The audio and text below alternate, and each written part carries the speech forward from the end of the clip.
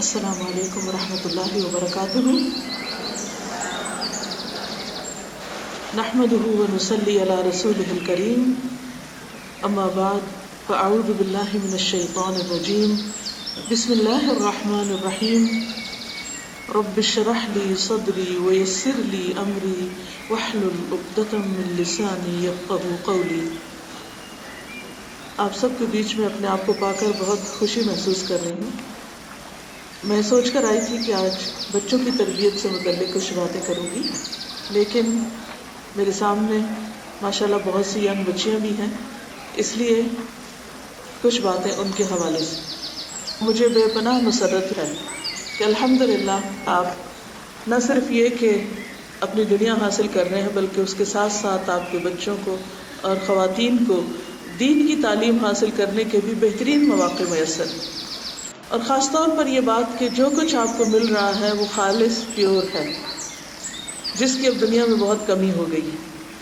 کیونکہ جس طرح غذا میں خالص چیزیں کم ہو گئی ہیں، اسی طرح خالص دین کا ملنا بھی ایک بہت مشکل کام ہو گیا ہے. تو اس پر ہم سب اللہ تعالیٰ کا جتنا بھی شکر ادا کریں اتنا ہی کم ہے. بسم اللہ الرحمن الرحیم. ضرب اللہ مثلا للذین کفروا امرأة نوح وامرأة لوط كانتا تحت عبدين من عبادنا صالحين فخانتاهما فلم يغنيا عنهما من الله شيئا وقيل ادخلا النار مع الداخلين. وضرب الله مثلا للذين آمنوا امرأة فرعون إذ قالت رب ابن لي عندك بيتا في الجنة ونجني من فرعون وعمله ونجني من القوم الظالمين. ومريم ابنة عمران التي أحصنت فرجها فنفخنا فيه من روحنا وصدقت بكلمات ربها وكتبه وكانت من القانتين. ابھی جن آیات کی تلاوت کی گئی سورۃ التحریم کی آخری آیات کی، وہ خاص طور پر خواتین سے متعلق تھی. اس میں بھی جو آخری آیت تھی وَمَرْيَمَ ابْنَتَ عِمْرَانَ الَّتِي أَحْصَنَتْ فَرْجَهَا فَنَفَخْنَا فِيهَا مِنْ رُوحِنَا وَصَدَّقَتْ بِكَلِمَاتِ رَبِّهَا وَكُتُبِهِ وَكَانَتْ مِنَ الْقَانِتِينَ. یہ آیت ایک مسلم خاتون کے لیے، ایک مسلم بچی کے لیے زبردست تعلیمات رکھتی ہے اپنے اندر. اس آیت میں مریم علیہ السلام کے پورے کردار کو چند لفظوں میں سمو دیا گیا ہے. بہترین کوالٹیز ہمارے سامنے رکھ دی گئی، اور ہم سب کے لیے مریم علیہ السلام ایک بہترین رول ماڈل ہے. مریم علیہ السلام کی والدہ حنہ بنت فاقور، آپ سب جانتے ہیں کہ وہ کتنی نیک خاتون تھی، جنہوں نے اپنی اس بچی کو جب یہ ماں کے پیٹ میں تھی تو اللہ کے لیے آزاد کرنے اور اللہ کے لیے وقف کرنے کا عہد کیا تھا. اور اللہ سبحانہ وتعالیٰ نے ان کی یہ تمنا، آرزو اور نظر بہت اچھی طرح قبول فرمائی. اور پھر جب مریم علیہ السلام کی ولادت ہوئی تو ان کی تعلیم و تربیت کا بھی بہترین انتظام فرمایا. وَأَنبَتَهَا نَبَاتًا حَسَنًا. اللہ نے خود ان کی تربیت کا ذمہ لیا اور ان کو بہترین طور پر ایک بہت اچھی بچی بنا کر اٹھایا، کیونکہ ان سے ایک بڑا کام لینا تھا. اور وہ کام کیا تھا؟ عیسیٰ علیہ السلام کی ولادت بغیر باپ کے.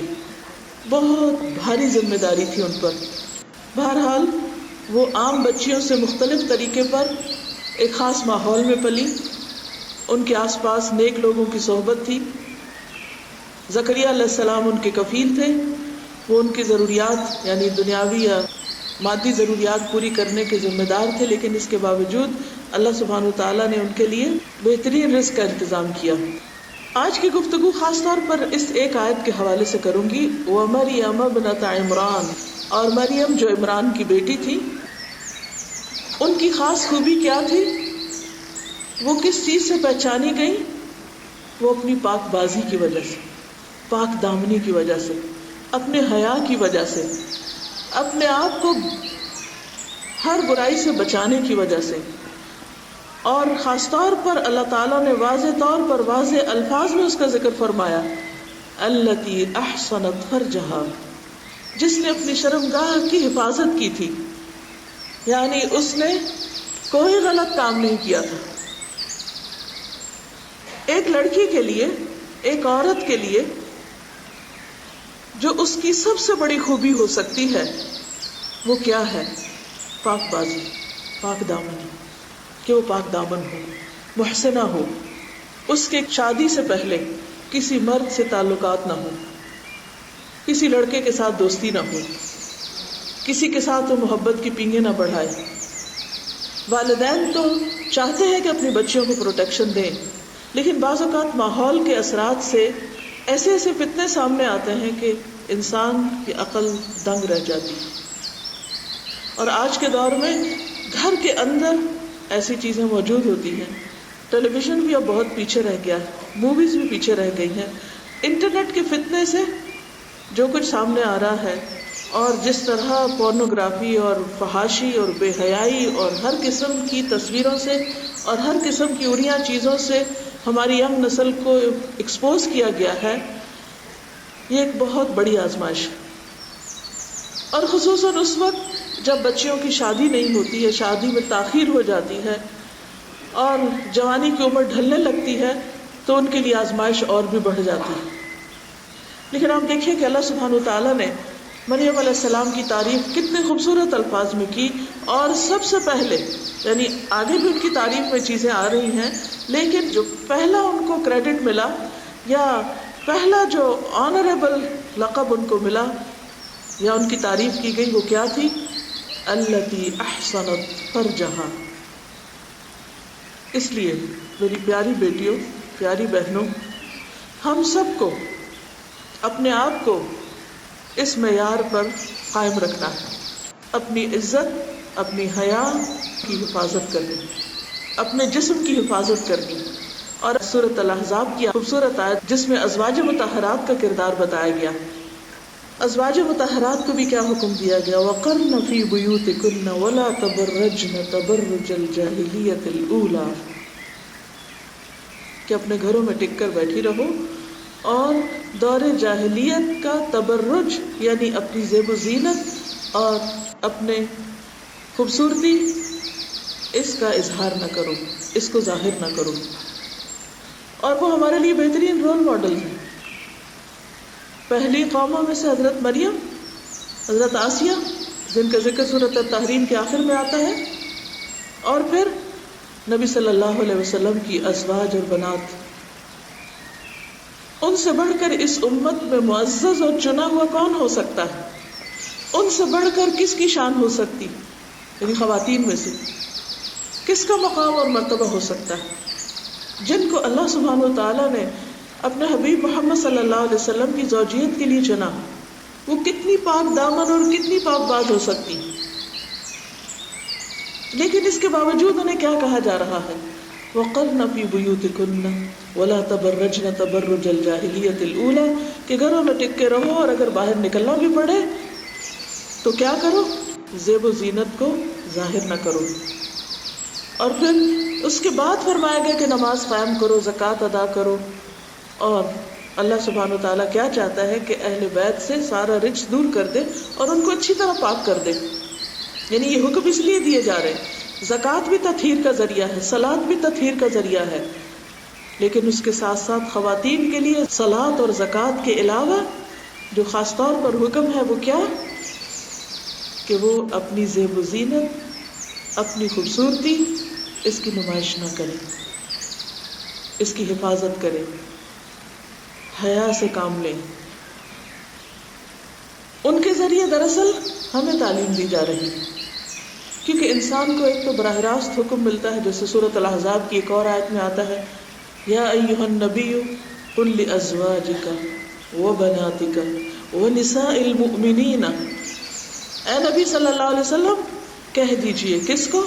لازواجک اپنی بیویوں کو، وہ بناتک اور اپنی بیٹیوں کو، اور صرف اپنی بیویوں اور بیٹیوں کو نہیں، وہ نساء المؤمنین اور ساری مومن عورتوں کو کیا کہہ دیجئے؟ یدنین علیہن من جلابیبہن، یدنین علیہن کہ اپنے اوپر سے اپنی چادروں کے پلو لٹکا لیں، من جلابیبہن ازواج مطہرات بنات محمد صلی اللہ علیہ وسلم اور ساری مومن عورتوں کے لیے یہ حکم ہے۔ یہ بھی کیوں حکم دیا جا رہا ہے؟ مردوں سے زیادہ عورتوں کے لیے، یعنی مردوں کے لیے بھی صلاۃ اور زکوٰۃ ہے، عورتوں کے لیے بھی صلاۃ اور زکوٰۃ ہے، لیکن عورتوں کے لیے ایک حکم زائد بھی ہے، اور وہ حکم کیا ہے؟ اپنی حیا کی پاسداری، اپنے لباس اور اپنی زیب و زینت، ان تمام چیزوں میں اللہ سبحانہ وتعالیٰ کے احکامات کی پابندی۔ لیکن صرف لباس اور صرف ایک خاص سٹائل بنا لینے سے بھی بات نہیں بنتی جب تک دل کے اندر حیا نہیں۔ یہ تو حیا کے تقاضے پورے کرنے کے لیے ایک آؤٹر گارمنٹ ہے، لیکن اصل چیز پھر کیا ہے؟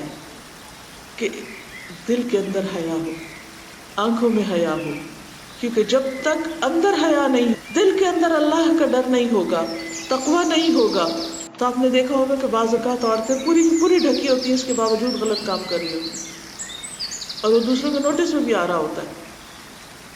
برقع پہن کے حجاب کے اندر بھی وہ مردوں سے اس طرح چہک چہک کے باتیں کرتی ہے کہ جس سے منع کیا گیا ہے۔ تو ضرورت اس بات کی ہے کہ ہم ایمان کے تقاضوں کو پورا کریں۔ ایمان کی 70 سے اوپر کچھ شاخیں ہیں، جن میں سے ایک شاخ حیا ہے۔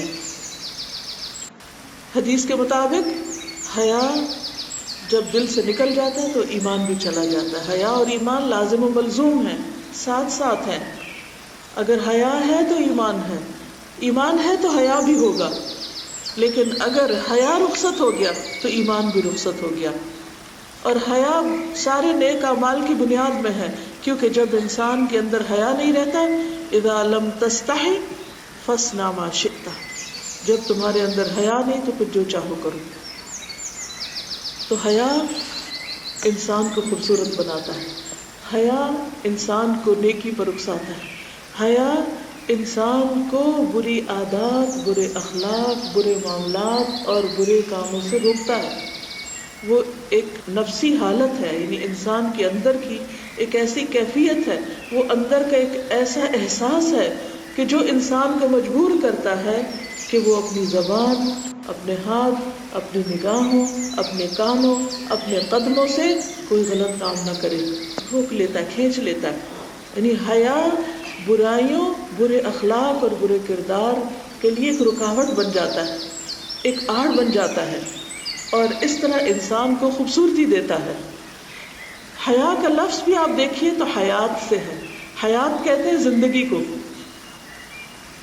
تو یہ کس کی زندگی ہے؟ حیات القلب ہے، دل کی زندگی ہے، کیونکہ اگر حیا ختم ہو جائے، مر جائے، نکل جائے تو پھر انسان کا دل بے حس ہو جاتا ہے، پھر انسان ہر طرح کی برائیاں کرنے لگتا ہے، اور وہ برائیاں اس کے دل کو سخت کر دیتی ہیں، پھر انسان گناہ کرتا ہے اور اس کو احساس بھی نہیں رہتا۔ آپ نے دیکھا ہوگا کہ جن لوگوں نے ایک بڑی عمر میں جا کر اپنے آپ کو ڈھانکنا شروع کیا، حجاب وغیرہ کیا، تو اگر وہ اپنا پاسٹ دیکھیں تو بہت سے لوگوں نے اپنا تجربہ مجھے یہ بتایا ہے کہ ان کا کہنا یہ ہے کہ ہمیں تو کبھی احساس بھی نہیں ہوا تھا کہ ہم غلط کر رہے ہیں۔ حالانکہ اللہ تعالیٰ نے انسان کی فطرت میں حیا رکھی۔ چھوٹے سے بچوں کو بھی آپ دیکھیں کہ اگر ان کی نکل ذرا نیچے ہو لگے تو کھینچنے لگتے ہیں، بعض بچے سوتے ہوئے بھی اپنے کپڑے ٹھیک کر رہے ہوتے ہیں، شرم آتی ہے ان کو۔ چھوٹے چھوٹے بچے آپ نے دیکھا ہوگا کہ کس طرح وہ لوگوں کے آگے آنے سے شرماتے ہیں، اپنا منہ ڈھانک لیتے ہیں، اپنے منہ اپنے ماں کے گودی میں چھپانے لگتے ہیں۔ آپ کسی چھوٹے سے بھی بچے کو جس کو بھی بولنا بھی نہیں آتا، آپ اس کو کہیں ادھر آؤ میں اٹھاؤں تمہیں، تو ایک دم کیا کرتا ہے؟ شرما کے اپنا منہ دوسری طرف کر لیتا ہے، کیونکہ وہ آپ کو اجنبی محسوس کرتا ہے، تو آپ سے حیا کرتا ہے۔ تو یہ انسان کے اندر اللہ نے فطری طور پر یہ چیز رکھی ہے، لیکن بعض اوقات ہماری فطرت کے اوپر پردے پڑ جاتے ہیں۔ کس چیز کے؟ ماحول کے اثرات کے اور معاشرے کے مختلف جو رسم و رواج اور کلچر ہوتا ہے، ایک کے بعد ایک لیئر آنے لگتی ہے. حدیث میں آتا ہے نا کہ کل مولود یولد علی الفطرہ، ہر بچہ فطرت اسلام پر پیدا ہوتا ہے، لیکن کیا ہوتا ہے فأبواہ یحودانہ او ینصرانہ او یمجسانہ، پھر اس کے ماں باپ اس کو یا یہودی بنا دیتے ہیں یا عیسائی بنا دیتے ہیں یا مجوسی بنا دیتے ہیں. اور جن کے ماں باپ مسلمان بھی ان کو بناتے ہیں تو بعض اوقات کلچر، آباء و اجداد کی پیروی اور تقلید اور رسم و رواج کی وجہ سے وہی بنا دیتے ہیں جو ان کا ماحول ہوتا ہے. تو پھر وہ جو اصل اللہ نے حیا رکھی یا ایمان رکھا انسان کے اندر، دین کی خواہش رکھی یا اپنی ایک پہچان رکھی، وہ ساری پردے میں چلی جاتی ہے، وہ چھپ جاتی ہے. پھر انسان بے حس ہو جاتا ہے، اس کو احساس بھی نہیں رہتا کہ وہ غلط کام کر رہا ہے. تو اسی لیے کہا گیا کہ جب تم حیا نہ کرو پھر جو جی چاہے کرو، کیونکہ انسان پھر نڈر سا ہو جاتا ہے اور بے پرواہ ہو جاتا ہے. اس لیے ہم سب کو اس چیز کی کوشش بھی کرنی، دعا بھی کرنی اور شعوری طور پر اس کیفیت کو اپنے اندر لانا ہے. تو حیا جو ہے ایسے کام کرواتا ہے انسان سے جس پر اس کی پکڑ نہیں ہوتی یا جس سے وہ عیب دار نہیں ہوتا. دوسرے لفظوں میں حیا انسان کو عیب دار ہونے سے بچاتا ہے. اب یہ جو عیب ہوتا ہے، برائی جو ہوتی، بد اخلاقی جو ہوتی، یہ انسان کو کیا بنا دیتی؟ انسان کی ویلیو گھٹا دیتی. جس کے اندر حیا ہوتا ہے وہ اس کو ایسی برائیوں سے بچاتا ہے. لہذا نتیجہ تن کیا ہوتا ہے کہ انسان کے اندر بہت سی خوبیاں پیدا ہو جاتی. اب آپ دیکھیے کہ انسان کو کس کس چیز سے حیا کرنا چاہیے. پہلی چیز یہ ہے کہ انسان کو اللہ تعالیٰ سے حیا کرنا چاہیے، اللہ تعالیٰ سے شرمانا چاہیے. وہ کس طرح؟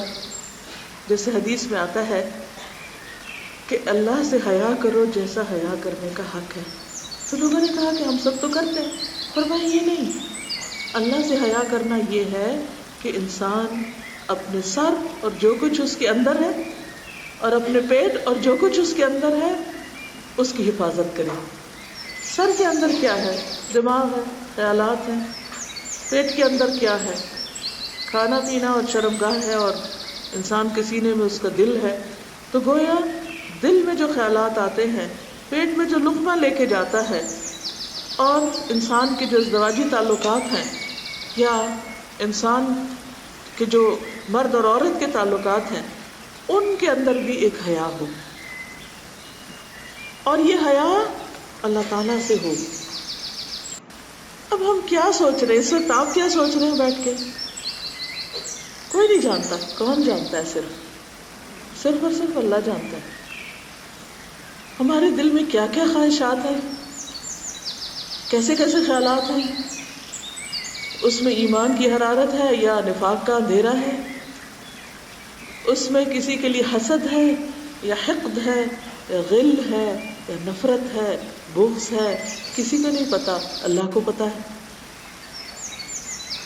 اب ہم اپنے دل میں یہ چیزیں نہ رکھیں، یہ کیسے ممکن ہے؟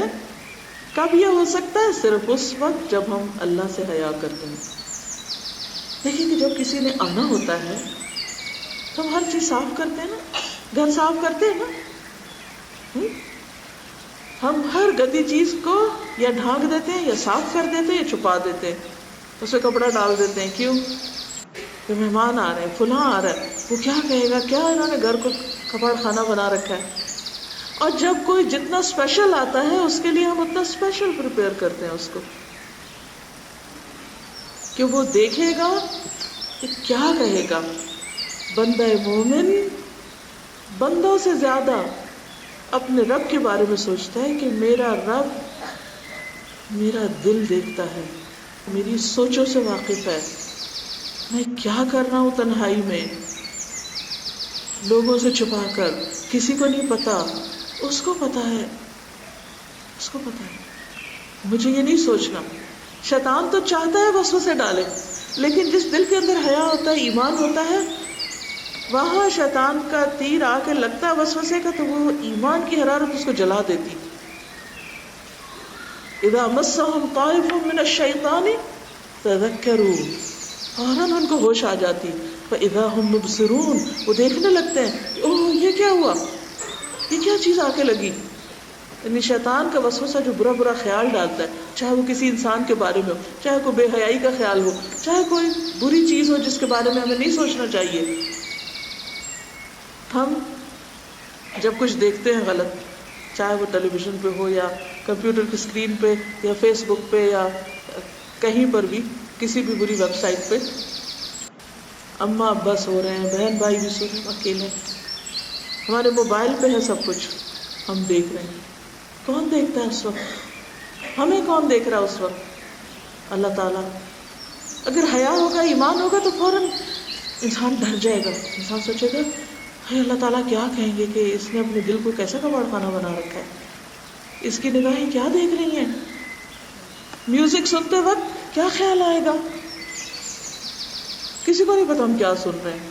ہو سکتا ہے اماں کو دھوکہ دے رہے ہوں کہ ہم تلاوت سن رہے ہیں، لیکن ایک بٹن بدلنے کی دیر ہوتی ہے نا اسی گیجٹ سے، ادھر سے ادھر، اوپر سے نیچے کسی اور چیز پہ کلک کر دے.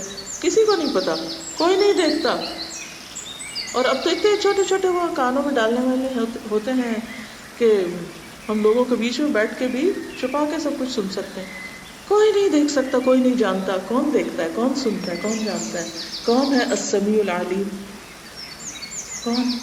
اللہ. تو جب تک اس سے حیا نہ کریں گے، جب تک اس سے نہیں ڈریں گے، جب تک اس سے نہیں شرمائیں گے کہ وہ کیا کہے گا کہ یہ لڑکی کیا کر رہی ہے، اللہ تعالیٰ میرے بارے میں کیا سوچے گا، مجھے تو اس کے سامنے جا کے کھڑے ہونا ہے، اس نے میرا حساب لینا ہے، اس نے مجھ سے پوچھنا ہے. میں بھلا کسی نان محرم سے چھپ کے کہاں سے باتیں کر سکتی؟ میں گندی گندی باتیں نہیں کر سکتی، میں اپنی زبان سے ایسی کوئی بات نہیں نکال سکتی، میں کسی لڑکے سے دوستی نہیں کر سکتی. کیوں؟ اس لیے کہ میرا رب مجھے دیکھ رہا ہے، اس کو پتہ چل جائے گا. میں کہاں چھپ کے ملوں کسی سے؟ کہیں نہیں چھپ سکتی. وہ دیکھتا ہے، ہر جگہ وہ دیکھتا ہے. عالم الغیب والشہادہ، سامنے بھی، حاضر بھی اور چھپے ہوئے بھی، سب کچھ اس کا نظر آتا ہے. رات کے اندھیروں میں بھی دیکھتا ہے جو کوئی نہیں دیکھتا ہمیں. زمین کے اوپر بھی دیکھتا ہے، پانی کے اندر تہوں میں بھی دیکھتا ہے، زمین کے اندر بھی دیکھتا ہے، اور زمین کی گیلی مٹی اور جو اس کے نیچے وہ بھی سب اس کو پتا ہے. وہاں کیا کیا ہے ہمیں نہیں پتا.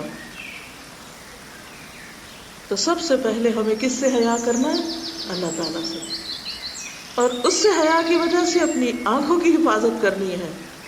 نان محرم کو نہیں دیکھنا، کیونکہ یہ صرف مردوں کے لیے نہیں حکم، عورتوں کے لیے بھی ہے نا.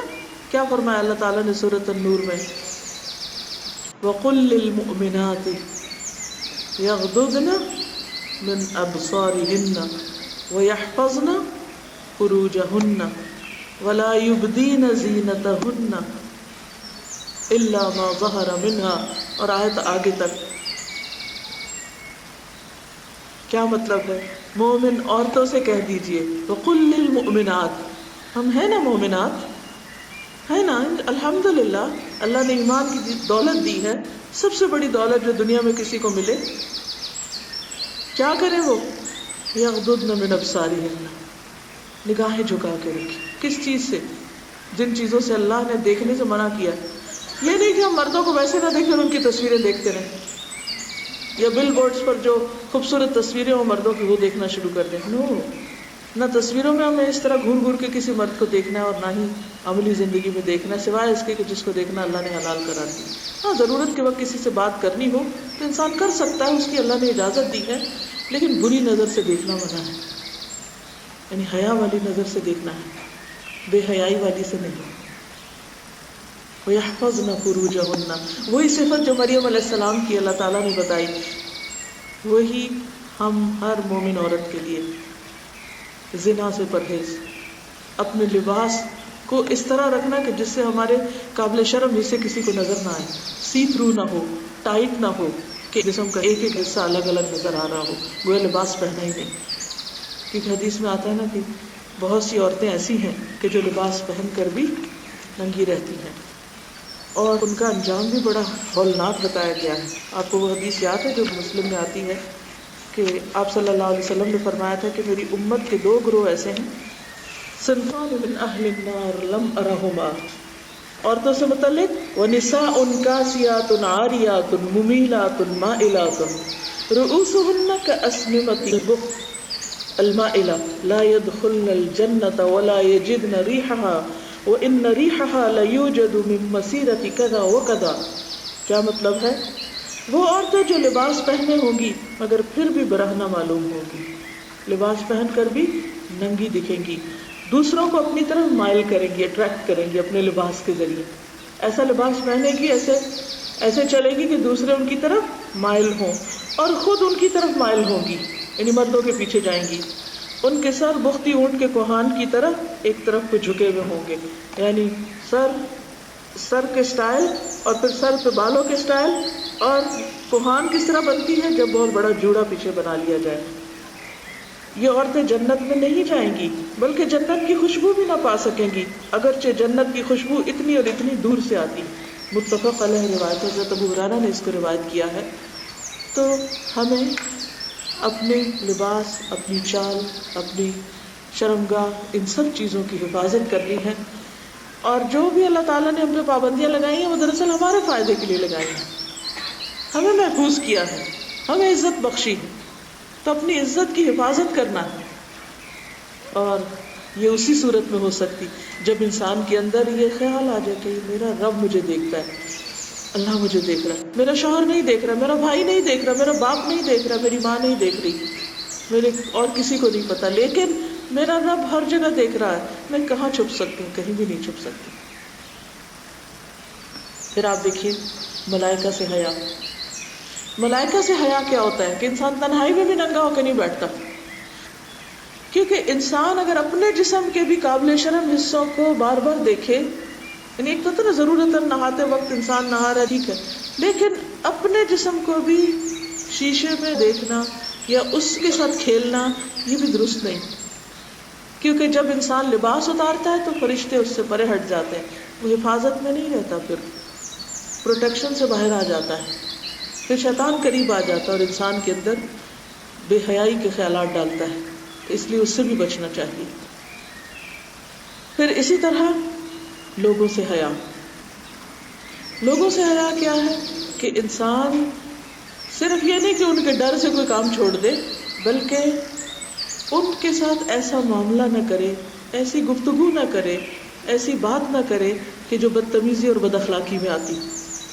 آج کل آپ دیکھیے کہ ایک بہت بڑا ٹرینڈ ہو گیا کہ ہم نے بچوں کو بہت آزاد چھوڑ دیا کہ وہ جس سے بھی چاہے بدتمیزی سے بات کریں، اور ہم کہتے ہیں بہت کانفیڈنٹ ہیں، بہت آؤٹ اسپوکن ہیں، بہت یہ اب ماڈرن دور کے بچے ہیں، یہ جیسے بھی چاہیں بڑوں کا مذاق اڑائیں. نہیں، اس کی اجازت نہیں دی جا سکتی. بچوں کو حد الوسع بچپن سے ہی بڑوں کا ادب، احترام اور تمیز سکھانی چاہیے. منہ پھٹ ہونا کوئی خوبی کی بات نہیں، بدتمیزی سے بات کرنا کوئی بھلی بات نہیں. دوسرے کے ساتھ جب گفتگو کرے انسان تو اس کا مرتبہ اور مقام پہچانے. کس سے بات کر رہا ہوں، کیا بات کر رہا ہوں، کیوں کر رہا ہوں. اور اسی میں آتا ہے کہ نبی صلی اللہ علیہ وسلم نے ایک شخص کے بارے میں فرمایا کہ یہ اپنی قوم کا سب سے برا آدمی، لیکن جب اس سے ملے تو بہت اچھی طرح ملے. حالانکہ آپ یہ کہہ سکتے تھے چونکہ یہ برا اس لیے مجھے اس کے ساتھ انتہائی بدتمیزی کرنی چاہیے. نہیں، کیونکہ اس سے ہمارے اخلاق پہ اثر پڑتا ہے. کوئی جیسا بھی ہے وہ اس کا معاملہ ہے، اس کا مسئلہ ہے، لیکن ہمیں کیسا ہونا چاہیے؟ باحیا ہونا چاہیے. ایسی بات نہیں کرنی چاہیے، چیخ چلا کے بات کرنا، بے دھڑک ہو کے دوسرے کا مذاق اڑانا، دوسرے کے ساتھ بدتمیزی کرنا، نہیں، ایسا نہیں. احترام سے بات کرنا. پھر یہ ہے کہ انسان اپنے نفس سے بھی حیا کرے، اپنے دل میں خود سے بھی خود بری باتیں نہ کرے، بلکہ ایسے خیالات کو جھٹک دے اور اس کی بجائے اچھے خیالات اپنے دل میں جنم دے. کیونکہ جیسی سوچ ہوتی ہے پھر وہی باتیں ہوتی ہے، ویسی گفتگو ہونے لگتی ہے، اور جیسی گفتگو ہوتی ہے پھر وہی ہمارے ایکشن بننے لگتے ہیں. تو خود سے بھی حیا کرنا ضروری ہے.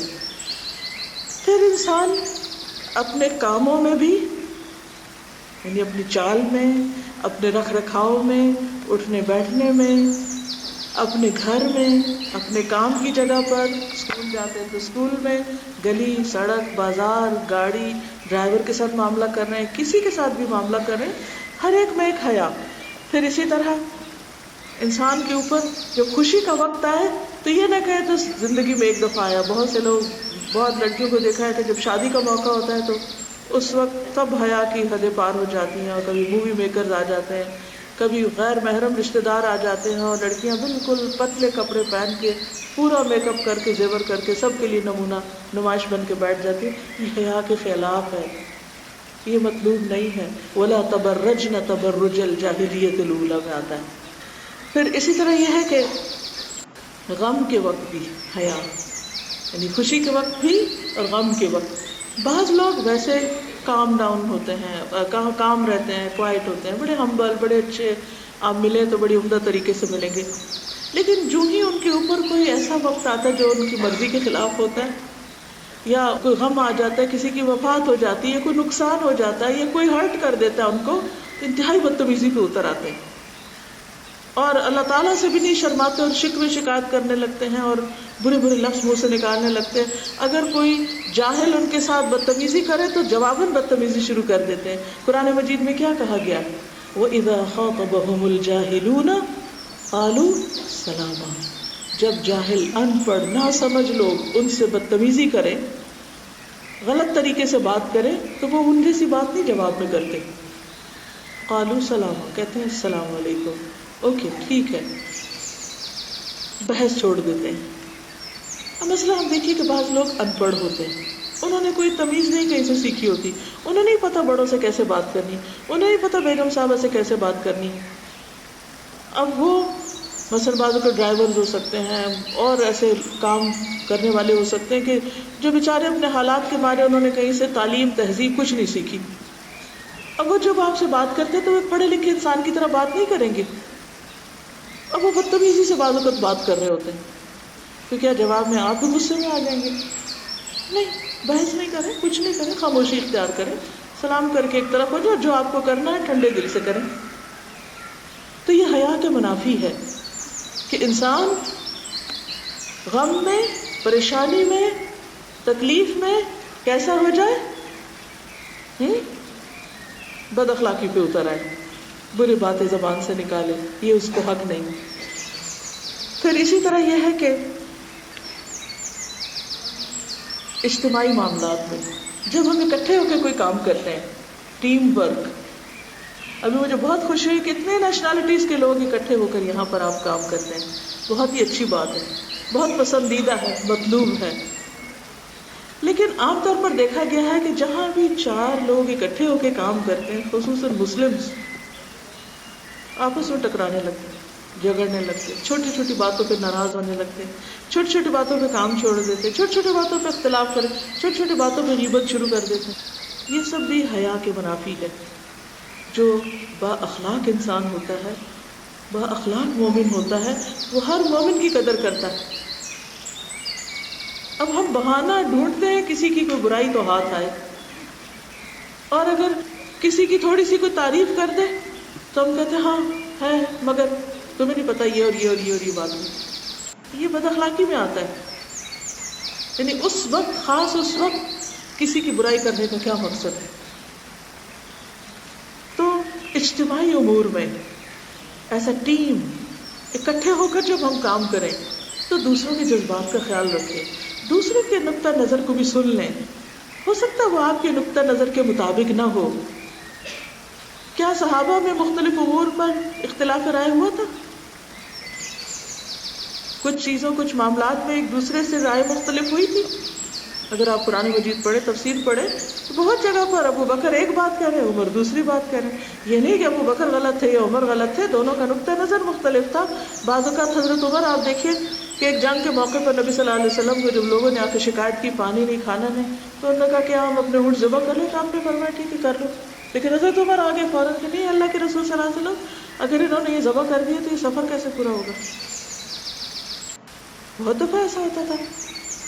اب جنگ بدر کا موقع ہے، جنگ احد میں آپ دیکھیے مشاورت ہو رہی، کچھ کہتے ہیں شہر سے باہر جنگ کرے، کچھ کہتے ہیں اندر کرے. اختلاف ہو نا، اختلاف ہر جگہ ہوتا ہے. اس کا یہ مطلب نہیں کہ اگر ایک کی بات مان لی گئی تو وہ اپنے آپ کو بڑا کامیاب سمجھے، جس کا نقطہ نظر نہیں ایکسیپٹ کیا گیا وہ مورال اس کا ڈاؤن ہو جائے. کوئی بات نہیں، آج اس کی بات کل اس کی بات، آج اللہ تعالیٰ اس کو سجا دیں گے کل اس کو سجا دیں گے. جنگ خندق جب ہوئی ہے اس میں آپ دیکھیے کہ کس کی رائے قبول کی گئی، کس کا مشورہ قبول کیا گیا. وہ ایک شخص تھا. کون تھے؟ سلمان فارسی. اور کامیاب ہوئے مسلمان، اللہ کی مدد آئی. تو جب لوگ آپس میں اجتماعی کاموں میں ہوں تو بھی کیا کریں؟ دوسرے کے نقطہ نظر کا احترام. اس وقت اس کا دل نہیں توڑنا اور اس کو کاٹنا نہیں اور اس کو رد نہیں کرنا، بلکہ بہت اہم طریقے سے تنقید کا بھی طریقہ اختیار کرنا ہے. نبی صلی اللہ علیہ وسلم جو تھے وہ بہت زیادہ حیادار تھے، کنواری لڑکی سے بھی زیادہ حیادار تھے، اور کبھی کسی کو برا لفظ نہیں کہتے تھے، فاحش متفحش نہیں تھے، سب کا لحاظ کرتے تھے، دوسروں سے اچھی طرح بات کرتے تھے. جب کسی کی غلطی دیکھتے تو کیسے اصلاح کرتے تھے؟ تو ادھر آ، کیا کیا تو نے؟ تم ہو ہی ایسے. کبھی اس لہجے میں بات کی؟ ہم کیوں اپنے بچوں سے ایسے بات کرتے؟ ہم کو کیوں دوسروں کے ساتھ اس طرح بات کرتے؟ کیوں دوسروں کو توہین کرتے ہیں، دوسروں کو ذلیل کرتے ہیں؟ نبی صلی اللہ علیہ وسلم کیا جملہ بولتے تھے؟ ما بال اقوام یفعلون کذا وکذا، ما بال اقوام، لوگوں کو کیا ہو گیا ہے، ایسا کیوں کرتے ہیں؟ حالانکہ پتہ ہوتا تھا کس نے کیا ہے. پن پوائنٹ کر کے نہیں کہتے تھے تم نے کیا، تم کیا کر رہے ہو، نہیں، ما بال اقوام. یہ ہے حیا.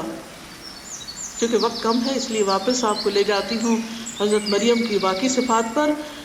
احسنت فرجہا فنفخنا فیہا من روحنا، اور کیا صفت تھی؟ وصدقت بکلمات ربہا وکتبہ. حضرت مریم نے اپنے رب کے کلمات اور کتب کی تصدیق کی. بحیثیت ایک مسلمان لڑکی کے، ایک مسلمان عورت کے، ہمیں کیا کرنا ہے؟ اللہ تعالیٰ کے کلام، اللہ تعالیٰ کے احکامات، اللہ تعالیٰ کی کتب قرآن مجید کی تصدیق کرنی. تصدیق کرنے کا مطلب کیا ہے؟ کہ یا رب اس میں جو کچھ ہے کیا ہے؟ سچ. جو کچھ ہے سچ ہے. وَكَانَتْ مِنَ الْقَانِتِينَ، اور وہ قانتین میں سے تھی. ہم سوچے کیا ہم ہیں قانتین میں سے؟ ان المؤمنون والمؤمنات والمسلمین والمسلمات والقانتین والقانتات. قانتہ وہ مومن عورت جس کے اندر اطاعت کی خو ہے، عاجزی ہے، اور اطاعت میں دوام ہے، مستقل مزاجی کے ساتھ اچھے کاموں کی طرف چل رہی ہے قدم بقدم. تو ایک مسلمان عورت کی زندگی کے دو اہم دور ہوتے ہیں، ایک ہوتا ہے تیاری کا اور ایک ہوتا ہے پریکٹس کا. شادی سے پہلے ایک لڑکی مسلسل اپنے آپ کو تیار کرتی ہے بڑی ذمہ داری جو اللہ نے اس کو دی اس کو ادا کرنے کے لیے. جب شادی ہوتی ہے تو ایک اچھی مسلمان بیوی، اچھی مسلمان ماں بنتی ہے. لیکن ان دونوں اچھی کوالٹیز کے لیے کیا چاہیے؟ حیا، تقوی اور اللہ کے کلمات کی تصدیق اور اس کی کتاب کی تصدیق. اس لیے بچیوں سے میں کہوں گی کہ وہ شادی سے پہلے دین کا اچھی طرح مطالعہ کریں، اور خصوصاً ایک اچھی بیوی اور ایک اچھی ماں کیا ہوتی ہے اس پر ضرور توجہ دیں، تاکہ جب آپ اس رول میں آئیں تو اس وقت ہاتھ پاؤں نہیں ماریں کہ اب ہم کیا کریں، کیسے کریں. ہم اپنے بچوں کو دنیا بھر کے ہنر سکھاتے رہتے ہیں لیکن جو کام انہیں کرنا ہی کرنا ہے اس کی طرف توجہ نہیں دیتے. تو میری دعا ہے کہ اللہ تعالیٰ ہم سب کو وہ کرنے کی توفیق دے کہ جو واقعی ہمارے لیے نفع کا باعث ہو، اور مسلمانوں کے لیے بھی نفع کا باعث ہو، اور تمام دنیا کے انسانوں کے لیے بھلائی کا باعث ہو. اللہ تعالیٰ آپ سب سے راضی اور خوش ہو. آپ سب کے پیشنس کا شکریہ. جزاکم اللہ خیرا. السلام علیکم ورحمۃ اللہ وبرکاتہ.